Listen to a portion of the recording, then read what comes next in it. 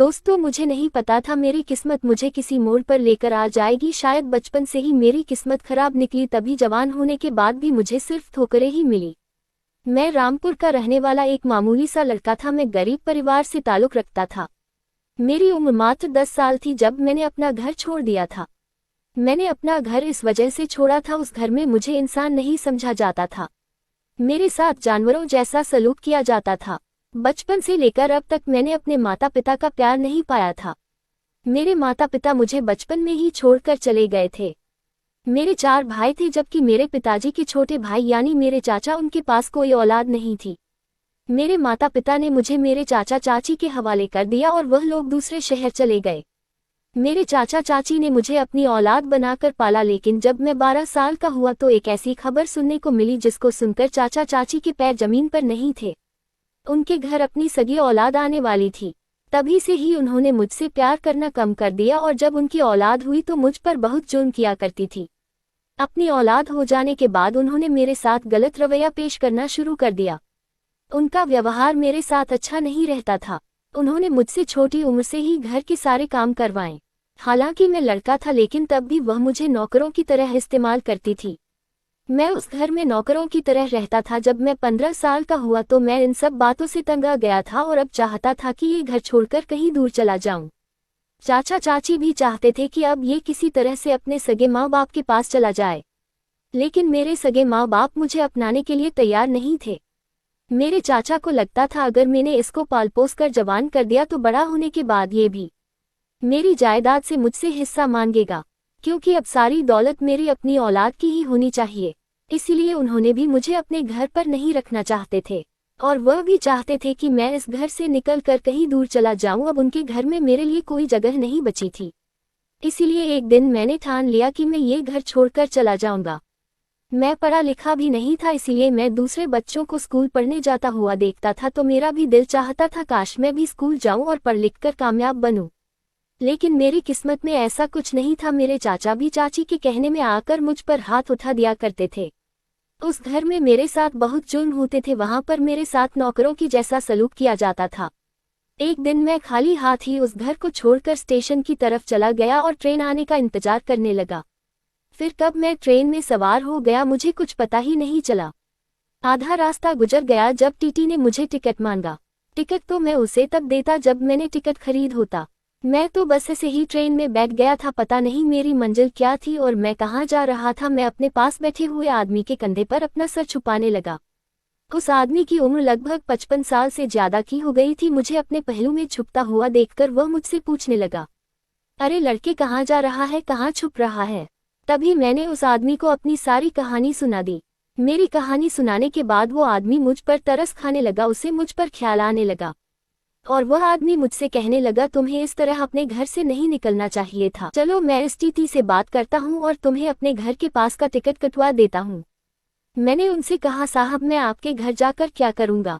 तो वह आदमी मुझसे बोला, तो फिर तुम कहाँ जाओगे? वह आदमी मेरी तरफ बड़ी बेचैनी से देख रहा था। ऐसा लग रहा था जैसे उसे मेरी बहुत फिक्र है।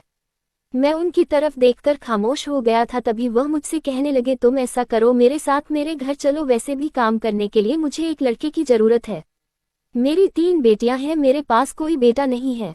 मैं चाहता हूं कि कोई ऐसा ईमानदार इंसान मुझे मिल जाए जिसे मैं अपने साथ रख सकूं और वह मेरी बेटियों की जरूरत की सामान उसे लाके दे, तक उसे बाजार नहीं जाना पड़े।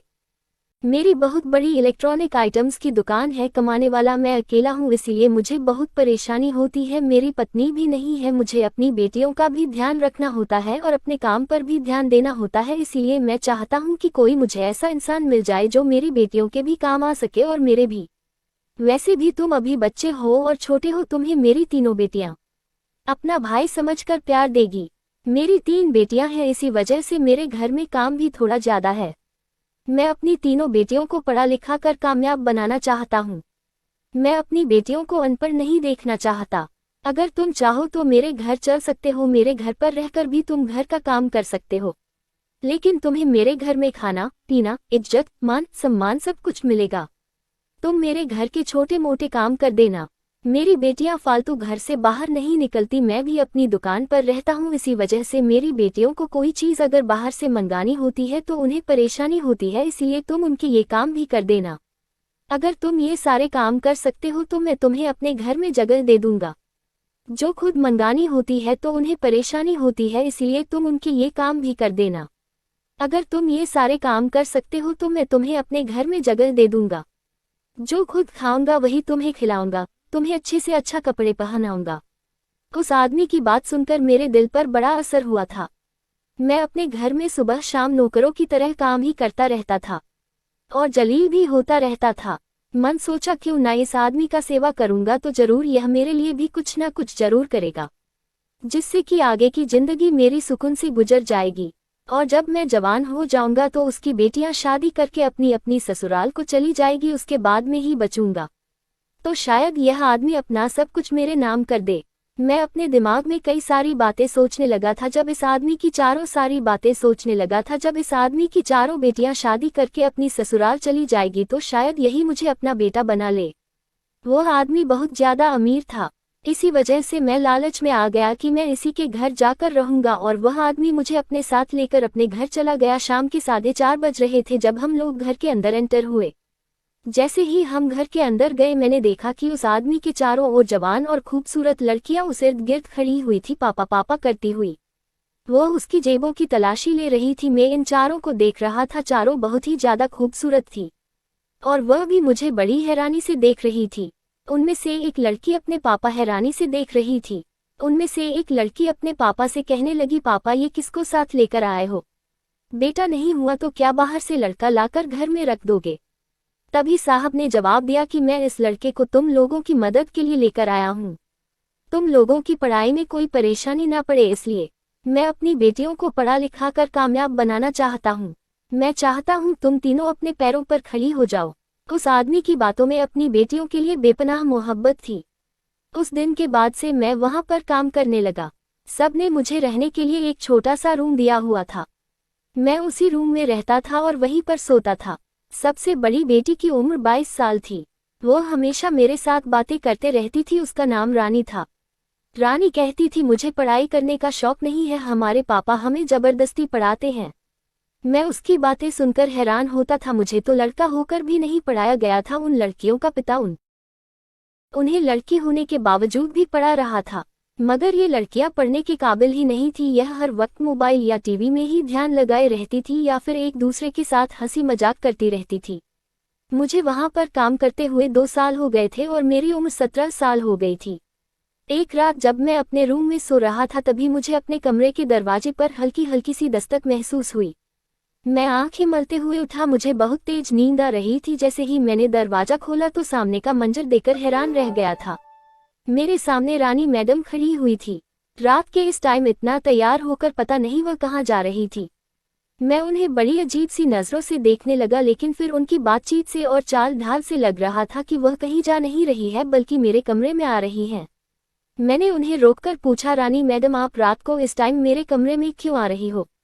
वह कहने लगी, मुझे तुम्हारे कमरे में एक काम है, इसलिए तुम इस कमरे से चले जाओ। इतना कहकर उन्होंने दरवाजा झट से खोला और मेरे कमरे में दाखिल हो गई। मजबूरन मुझे अपने कमरे से निकलना पड़ा था। मैं कहाँ जाऊं? मैंने उनसे धीरे से पूछा तो वह मुझसे कहने लगी, इस बात की फिक्र मत करो, नीचे हॉल में मैंने सोफे पर तुम्हारे लिए ब्लैंकेट रखा हुआ है, तुम जाओ और वह ओढ़कर सो जाना। मैं सुबह के 4 बजे तुम्हें जगा दूंगी, फिर तुम वापस अपने कमरे में आकर सो जाना। मैं कौन सा तुम्हारे कमरे में चोरी करने आई हूँ? उनकी बात सुनकर मुझे बहुत हैरानी हुई, लेकिन मैं अपनी आंखें मलता मलता हॉल में जाकर बैठ गया। मैंने देखा कि सोफे पर वाकई एक ब्लैंकेट पड़ा हुआ था, यानी उन्होंने पहले ही मेरे सोने का बंदोबस्त कर दिया था। मैं तो वैसे भी दुबला पतला सा था, आराम से सोफे पर आ गया और ब्लैंकेट ओढ़कर सो गया। मुझे ठंड भी महसूस नहीं हो रही थी। तब मुझे गहरी नींद आ गई। मुझे कुछ पता ही नहीं चला। जब सुबह मेरी आंख खुली तो सुबह के 4 बजे नहीं बल्कि सुबह के 7 बजे बज रहे थे। आंख खोलकर मैंने देखा तो मेरे सामने साहब खड़े हुए थे। वो मुझसे कहने लगे, राजू तू यहाँ क्यों सो रहा है? मैंने तुझे कितनी बार कहा है कि तू अपने कमरे में ही रहा, और ये लड़कियों वाला घर है बेटा। माना कि तुम अभी छोटे हो, लेकिन तुम्हारी आदतें इस तरह नहीं होनी चाहिए कि मेरी बेटियों को कोई तकलीफ हो। जाओ तुम अपने कमरे में जाओ, और हाँ, आइंदा शाम होने के बाद अपने कमरे से बाहर मत निकलना। सारे काम शाम होने से पहले ही निपटा दिया करो। साहब की बातें मेरे दिमाग से निकल गई थी। मैं खुद को शर्मिंदा महसूस करता हुआ वापस अपने कमरे में आ गया। सुबह का काम शुरू होने में अभी 1 घंटे बाकी थे। मगर जैसे ही मैं कमरे में आया मैंने देखा कि मेरे कमरे में एक अजीब ही हाल था। मेरे कमरे में खाने पीने की चीज़ों के खाली रैपर पड़े हुए थे। लगता था मेरे कमरे में कोई पार्टी की गई है। मगर फिर मेरी नज़र नीचे कांच की चूड़ियों पर पड़ी तो मैं हैरान हो गया था। रानी मैडम यहाँ खाने पीने आई थी या तो फिर कुछ और। इतनी ज़्यादा सजावट मेरे कमरे में करने की क्या ज़रूरत थी। मैं हैरान होकर इधर उधर देख ही रहा था कि मुझे दूसरे कमरे से एक लड़की के चीखने चिल्लाने की आवाज़ आने लगी। आवाज़ सुनकर जैसे ही मैं कमरे से बाहर गया तो मैंने देखा कि आवाज़ रानी मैडम के कमरे से आ रही थी। रानी मैडम की दर्द से चिल्लाने की आवाज़ सुनकर जैसे ही मैं उनके कमरे में गया तो चिल्लाने की आवाज़ आना बंद हो गई। साहब जो पहले अपनी बेटी पर चिल्ला रहे थे और उनकी बेटी उन पर चिल्ला रही थी, वह दोनों ही एकदम खामोश हो गए और साहब मुझसे कहने लगे, तुम यहाँ क्यों आए हो? मैंने तुम्हें यहाँ बुलाया तो नहीं, तो फिर यहाँ तुम क्या करने आए हो? साहब कुछ गुस्से में लग रहे थे और मुझे खूंखार नजरों से देख रहे थे। मजबूरन में कैमरे से बाहर आ गया। बाहर आते ही दोबारा से चीखना चिल्लाना शुरू हो गया। रानी मैडम चिल्ला रही थी, पापा मेरे बाल छोड़ दो, मुझे दर्द हो रहा है, ऐसा मत करो, मुझ पर रहम करो। चिल्लाती हुई रानी मैडम की आवाज़ सुनकर मुझे डर लग रहा था। न जाने ये सब कुछ क्या हो रहा था। मैं अपने दिल में सोचने लगा, मैंने कोई कसूर तो नहीं किया। ऐसा तो नहीं हो सकता आपने कमरे में आकर बैठ गया था, क्योंकि साहब ने मुझे आज तक कोई काम नहीं दिया था। फिर साहब दुकान की चाबी लेकर दुकान पर चले गए। मैं नहीं जानता आज रात को ऐसा क्या हुआ था जिसकी वजह से साहब इतना गुस्सा कर रहे थे। सारा दिन गुजर गया और रात होने में कुछ वक्त बाकी। कमरे में आई, उनकी आंखें रो रो कर सूज गई थी। वो मुझे कहने लगी, सुनो राज, मुझे तुमसे एक बात करनी है। मैं उठकर खड़ा हो गया और उनसे पूछा, क्या हुआ बताए। मेरी बात सुनकर वह बैठ गई थी और मेरे सामने रोने लगी। उन्होंने रोते हुए मुझे बताया, मैं तुम्हें क्या बताऊं राज, मेरे पिता हमें इंसान नहीं बल्कि जानवर समझते हैं। उनका कहना है कि पढ़ाई लिखाई करो और अपना नाम बनाओ। वो पहले से ही बहुत बड़े लालची इंसान है। वह अपनी बेटियों की कमाई खाना चाहते हैं। वह चाहते हैं मैं नौकरी करूं और अपनी कमाई लाकर अपने पिता के हाथ पैर रख दूं। लेकिन अब जबकि मेरी उम्र काफ़ी हो गई है, इसलिए मैं शादी करना चाहती हूं। शादी करना मेरा हक है। मैं एक लड़के से बहुत प्यार करती हूं और उसी से शादी करना चाहती हूं।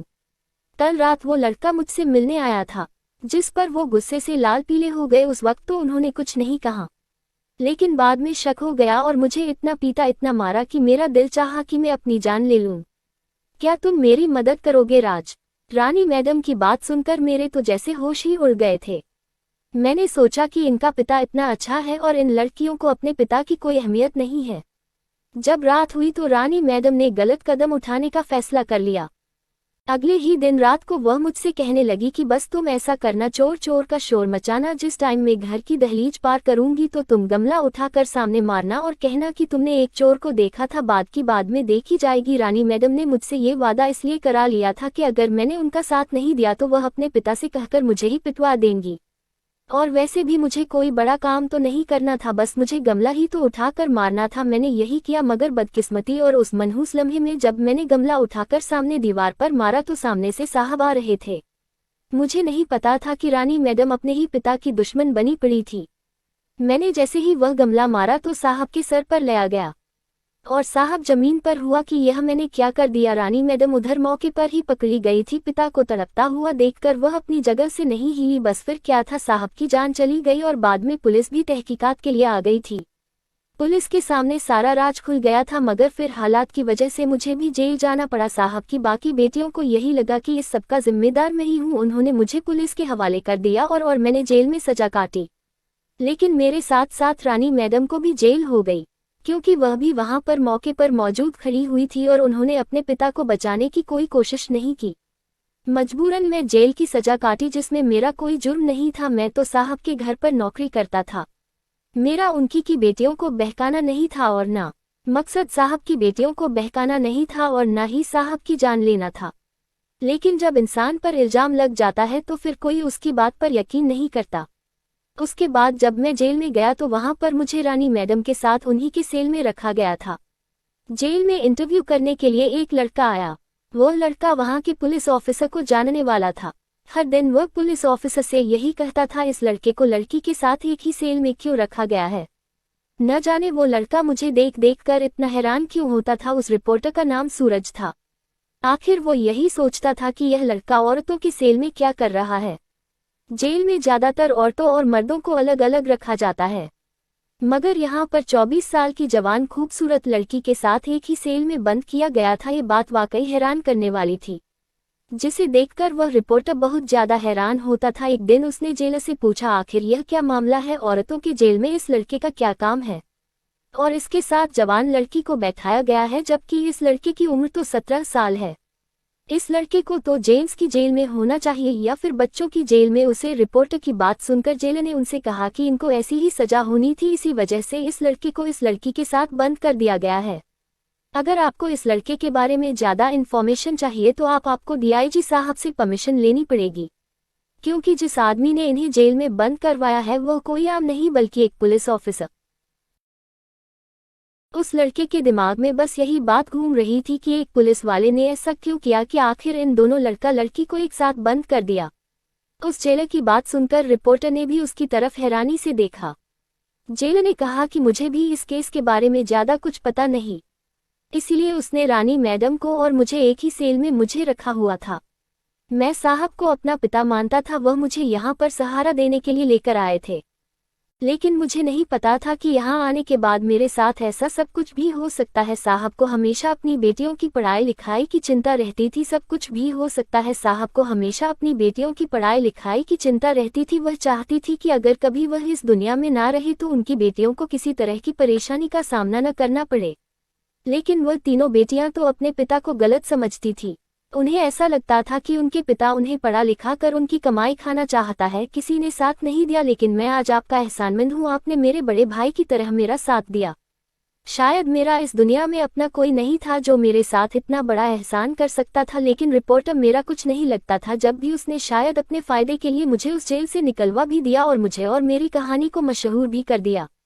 अब मेरी उम्र 29 साल है, मेरी शादी हो चुकी है और मैं एक ईमानदार इंसान हूँ।